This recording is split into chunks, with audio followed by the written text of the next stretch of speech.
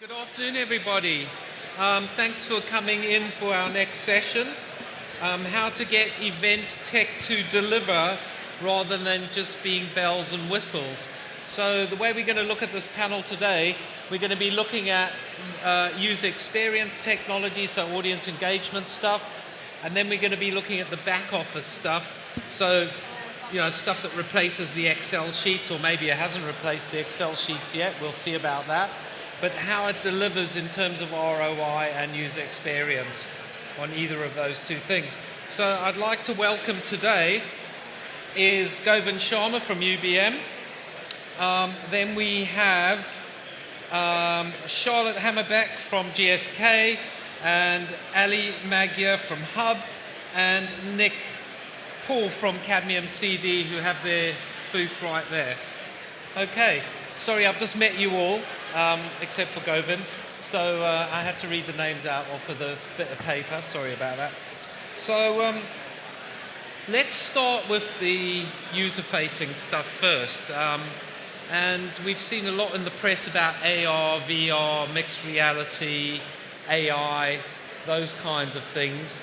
How do we look at those pieces of technology? And I'll start with you, Govind.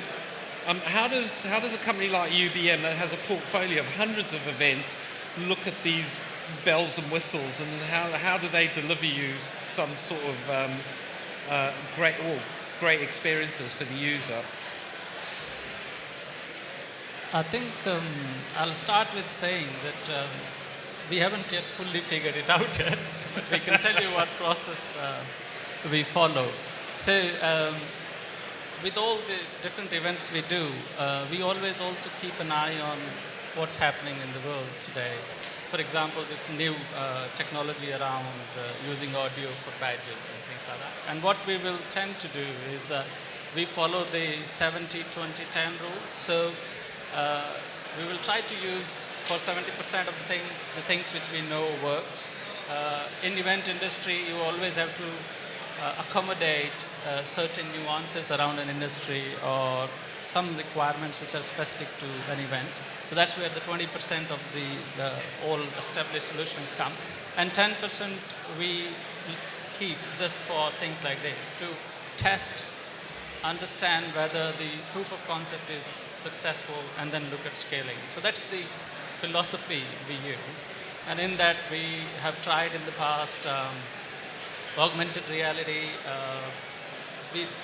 We were trying to have a go at even Google Glasses, and then I think Google themselves decided probably not the right time. And we look at things like Listener. Okay. And Allie, from the point of view of Hubb and what you guys do, can you just tell us what Hubb does? Yeah. Oh, sorry, I'm getting mixed up. Sorry about that. That's okay, sure. Hubb is a content management platform for events, so we help automate the business process behind speakers, sessions, and sponsors. So when it comes to AR and VR, one of the things that we've seen in the industry is, as meeting planners, we get tasked in creating experiences for attendees on site. So that 10% rule of experimentation, I think, needs to go back to the business goals and objectives and the experiential elements that you're creating for attendees.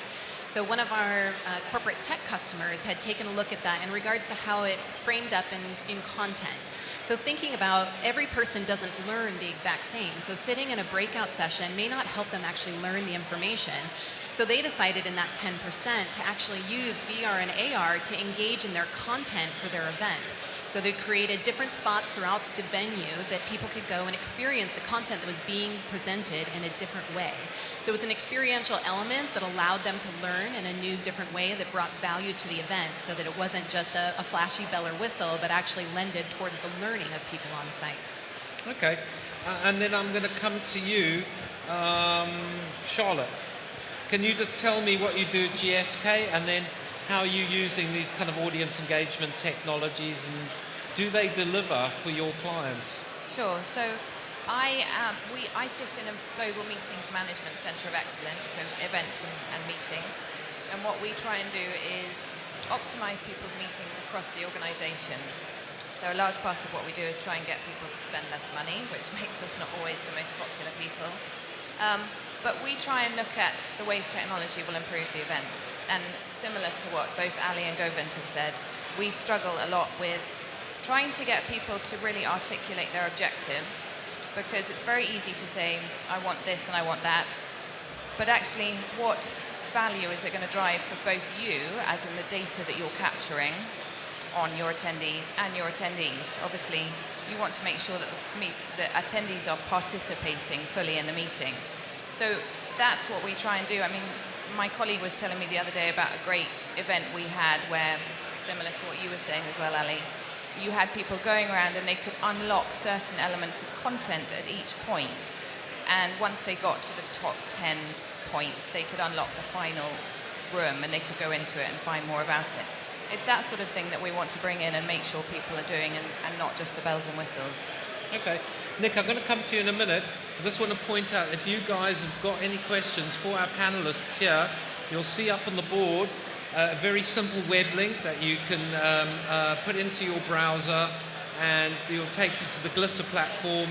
And Glisser, it's a slide sharing and polling and question and answer platform. You can add your questions in there. So, Nick, from the point of Cadmium, what's your experience with your clients in terms of delivering these bells and whistles, audience-facing technology or enhancements for events? We've looked to things like gamification.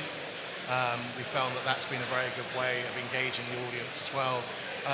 And also to make sure that a number of the different key event objectives are met. A number of the clients we have run events which have sponsors. So we try and use the bells and whistles to make sure there's some ROI for the sponsors, which obviously is a key thing. So the organisers themselves might not receive commercial benefit, but certainly it increases the engagement of the sponsors. Okay. So Govind, in terms of delivery and successful delivery, there's got to be some sort of metric, right, to make sure that you can prove there's evidence that you've spent that money. So you've got quite a few event managers who are coming to you and saying, I want this bit of tech and blah, blah, blah. How do you measure that success of delivery in terms of the bells and whistles? So, yes, I think it depends on the initiative, but what we always tend to do is to first set what the measure of success is. So if it is about engaging with the content in a different way, or if it is about using a new app, we first look at what is the feasibility like. So we tried, I think, iBeacon just when they came out, and we realized at the time that only 10% of the people had Bluetooth on. So we do feasibility check before we get to start the process. And then depending on what the particular initiative is, we will try to define top 3 or 5 measures of success, which could be about engagement. If it is revenue related, it could be about if sponsors are involved, how easy it is to make the sponsors understand the value of it and then afterwards prove it. So it depends, but I think we start with measurable sort of parameters for every initiative, and it could be engagement percentage, revenue generation, and things like that. So Allie, coming back to you, because you're a vendor in terms of technology, how do you provide that kind of evidence? How do you help facilitate that process? Well, I think the important thing is the goals and objectives. And so in my past career, I actually was a meeting director as well. So I have a little bit of a unique perspective as a vendor also. But I think for us, what we try to help our customers with is understanding what are the KPIs or the key performance indicators that show that you have traction or show that you are meeting the goals and objectives as it pertains to content. So there's a lot of different things. When it comes to content, those are your speakers. Those are the key messages that you're getting across for your event. So we also take a platform view to events. So oftentimes there's more than one event in the marketing portfolio that companies are working on. So when it comes to content, it's all about measuring your content across all of those events. So indicating who are your best performing speakers, what topics are they speaking on that generate the best interest and engagement from your attendees, and then being able to bring that into your call for content or call for proposals process so that you're actually engaging and selecting the right content for your events across the entire portfolio. So I think one of the questions that would probably be going through your mind would be, well, if I'm going to provide my client with that bit of technology, what are the questions they're going to be asked me about the delivery stage and the success of delivery? And Charlotte, how do you explain that to your clients? You know how successful the delivery has been. So our internal stakeholders, the planners. So we don't actually, our team doesn't actually organise the events. We're not operational in that respect, but we do work with our suppliers who do that. And I think it goes back to, again, getting the objectives, working out what they are, working backwards so you know exactly where you want to be, and making sure that you can measure it in 6, 12, 18 months' time. It's not, if you think about marketing, you wouldn't throw £100,000 at a marketing channel without making sure that you could determine how successful it was a number of months later. But we need to start doing that with events as well, and I think that's what our internal stakeholders are looking for. Okay, so let's turn our attention now to how for the event planner, the event organizer, and they get an easier time through use of technology. Nick, how do you guys help these guys out there to be more efficient, to save time and things like that? And in terms of delivery, how do they prove to their bosses or the people that are actually signing the check for that technology, like yours, that it's working? Our technology covers a number of areas. One of the key areas we cover is the speaker program. Typically, a lot of the events we work on have 50, 100 plus speakers, and in the States, many thousands. So one of the key areas is actually resource. It's making sure that the content required from the speakers is delivered quicker. The engagement with the speakers by using our platform allows them to engage quicker with the teams. And also, as a result, that the program's up earlier to allow the organizer to actually market it more effectively. So I think those are the key areas that our technology helps with, to make sure that the content's there, and also then the process of streamlining that content into the event and then out of the event as takeaways is seamless. Okay, and just going back to you, Charlotte, so do you buy into this kind of help from companies like Nix, or do you just prefer the old Excel sheet? Are you happy with that? We definitely like to be up with the technology, but it's a lot of it is about how much it costs for us. We need to keep a lid on it, of course, with all our events. And we do put a lot of pressure on our meeting planners across GSK to make sure that when they're bringing it in for the right reason. Everyone says they want an app, but why do you want an app? Could you, and this isn't the right forum for it, but there are lots of successful events that don't have any technology. Having a meeting or an event is just about a form of communication. So yes, definitely we do use companies like Nix, but there has to be the right reason for it. And Govind, big company like yours, hundreds of events a year. I don't know how many event managers you've got, probably hundreds of event managers. How do you control that process of which bit of technology you're going to be buying in to create these productivity efficiencies and things like that? Is that quite a big thought process go into that? Yeah, there is a lot of effort and structured processes go into that. Having said that, I think with the size of the company we have and the constant M&A activity, it is always an ongoing process. So at no point we are there yet. But I think the idea really is to try and standardize things which can be standardized across the globe. If we can, we try to do that. If not, we try to get at least geographic, like Americas can do something. And then we take a pragmatic approach on what a particular event needs. If a technology provider is coming to us, standardization is always in our mind. And if one of the things they can do is help us support globally, that always helps. But it's often not possible, especially with event technology being such a space where startups are quite active, for them to be scalable at that level. So in light of that, we always have to accommodate for how we standardize as opposed to consolidate, if that's one way to put it. Can I just pick up on the standardization piece? is that you run events in Asia, you run events in North America, you run events in Europe. Culturally, very different kind of regions. So now we're talking about standardization, we talk about, cultural diversity. How do you marry those two pieces up? So I think when it comes to geographies, you have very rightly pointed out, cultures are different, even to something like registration. So when you come here, a lot of people will be, let's say, any event in UK or Europe, you will have about 80% of people pre-registered.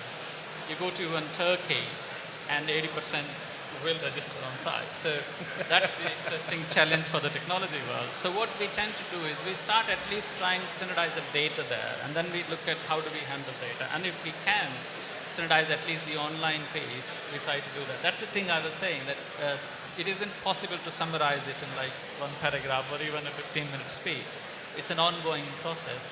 But if we can just do the data standardization, that takes us a long way towards getting what we want to achieve from standardization. Okay. We've got some questions up on the screen, so I'm going to start with you, Nick, and we can all chip in. If anybody wants to chip in, just kind of grab the microphone, yeah? So, Nick, what examples of great event tech outcomes can you tell us about? And I think everybody should do this one. It's quite a good, nice, broad question. Hello. Well, I think we had one event where there was no engagement at all with the sponsors. That led to the guys in the office developing something called scavenger hunt. So it's like a passport, I suppose. And then we had a leaderboard within the main catering area of the conference. And the engagement it brought was quite incredible. We ended up literally the delegates were running around the room trying to make sure that they actually engaged and got the code off each exhibitor. So I think that was one use of our technology which actually solved an issue for an organizer, be it one that actually hasn't got that many bells and whistles on it, but actually just by coming up with a solution for them, it meant that we solved an issue that they had. Yeah, I think a lot, when we talk about event technology can mean so many different things, so many different apps and platforms. And going back to setting the goals and objectives ahead of time for the event, I think it also means that you need a plan for your data for the event. Because if you're trying to take 8 to 10 different technologies that aren't connected in any way and then try to get intelligent learnings, that's a lot of time and there's a lot of opportunity to misinterpret the data.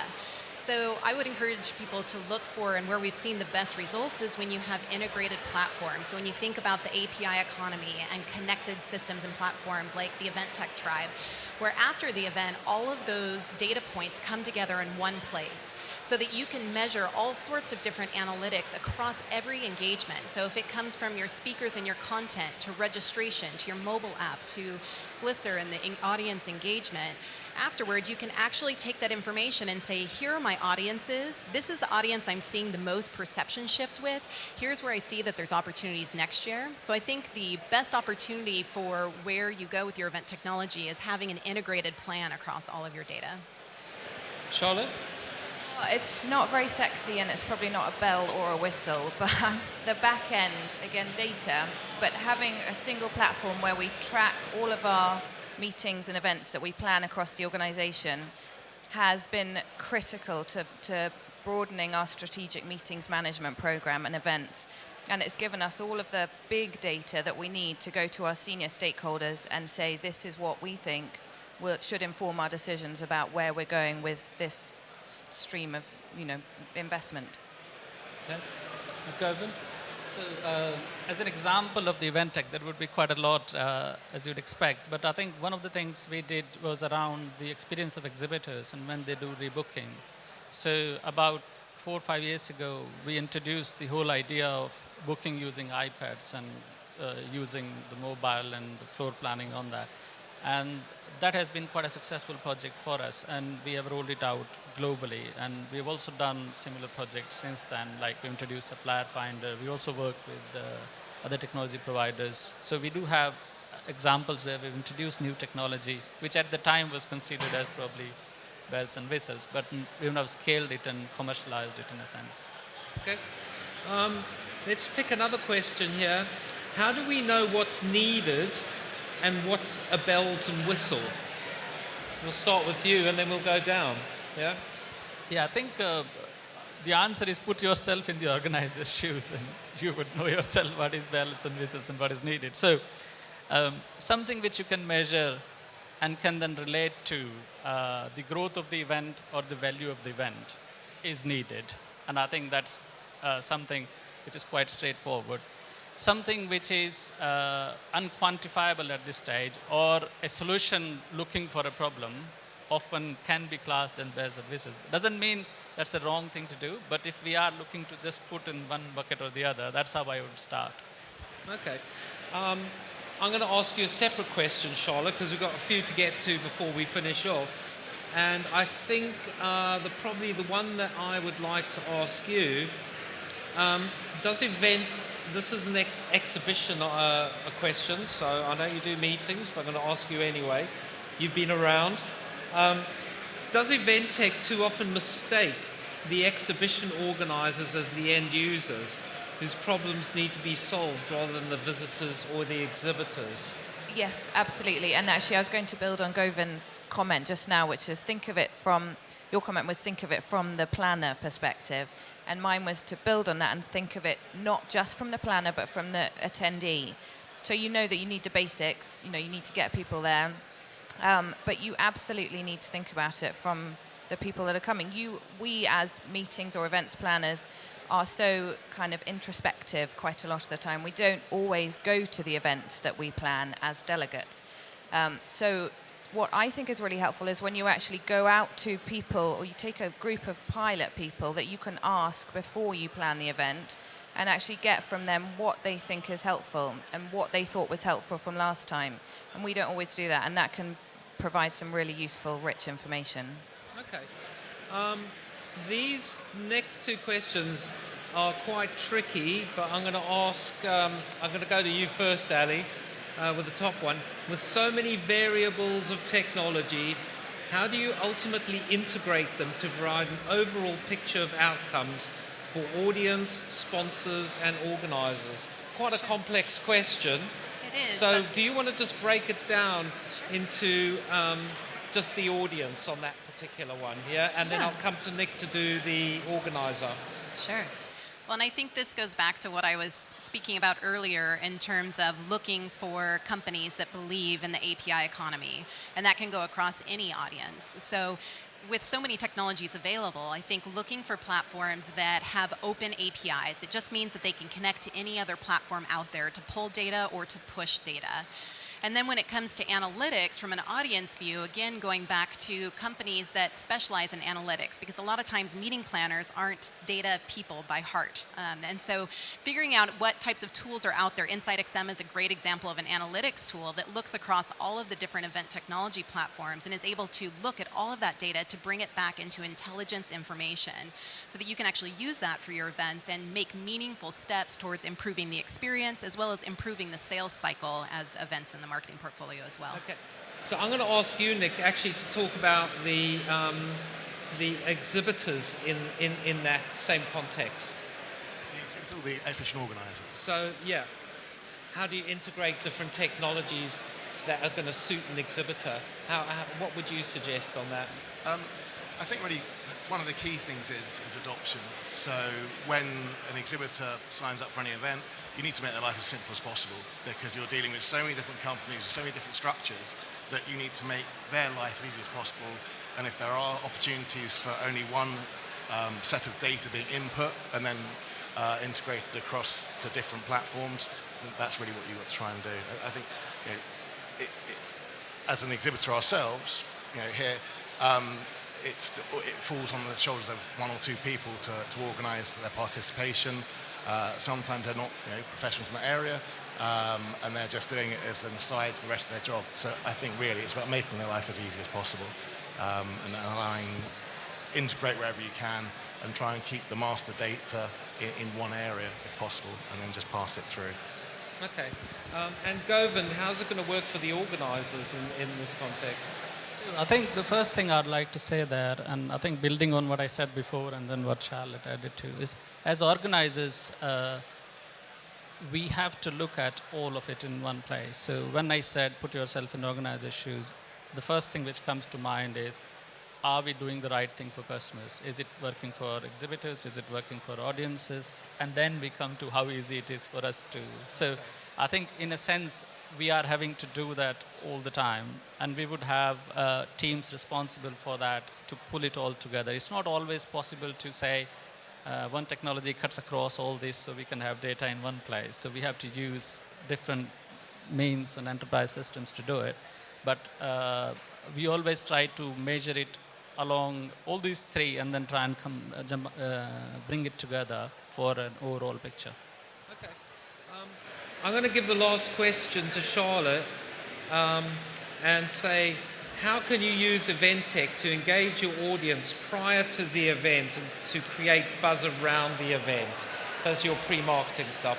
So I think you have to concentrate on the channels that people are going to be using in their everyday life, because you can't get people to go out and when they've got very busy working lives and personal lives to go out and get excited about an event they're going to in 2 or 3 months' time with channels that don't come to them easily or on an everyday basis. So it's great to have the app in existence 2 or 3 months beforehand, but are you going to get people to use it? Probably not.